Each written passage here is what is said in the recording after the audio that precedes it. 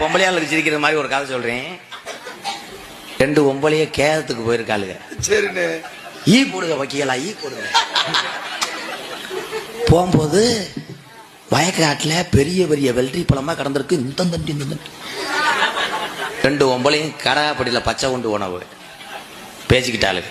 ஏக்காய் போய் கேதத்தை கேட்டுவிட்டு நெல் அரிசி அங்கே கொட்டி விட்டு காட்டை அழிச்சிட்டு போயிடுவான். நீ யார்ட்டையும் சொல்லாதடி. நான் சொல்லவே மாட்டேன். 2 பொம்பளையும் கேதை விட்டு போயிட்டாள். போனா இங்க 50 பொம்பளைய கத்தி அழுகிறாளுங்க. பூரா மூக்கெல்லாம் சிந்தி கத்தி அழுகுதுங்க. பாவம் செத்தது ஆம்பளையா. இந்த 2 முண்டையில நடு கூட்டத்தில் விலகிக்கிட்டு முக்காடை போட்டுக்கிட்டு ஒப்பு வைக்கிறா ஒரு பொம்பளை.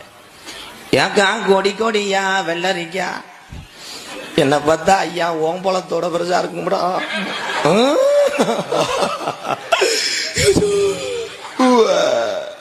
இன்னொரு பொம்பளை அடிய ஒன்னொன்னு 1.5 கிலோ இருக்க முடியும். நம்ம ஒவ்வொன்னும் 1.5 கிலோ இருக்க முடியும். என்ன பார்த்தா ஐயா. இன்னொரு பொம்பளை நம்ம போம்போ அது காட்டை அழிச்சிட்டு போயிரும். இந்த தோட்டத்துக்காரி இவ பக்கத்துல உட்காந்து அழுது 2 முட்டைக்கு தெரியல. அவ ஆரம்பிச்சிருக்கா. அடி சக்காலத்தி மகளெல்லாம் புடுங்கி துளைச்சிராதி அடி. நான் விதைக்காக தாண்டி 2 வளம் போட்டு வச்சிருக்கேன்.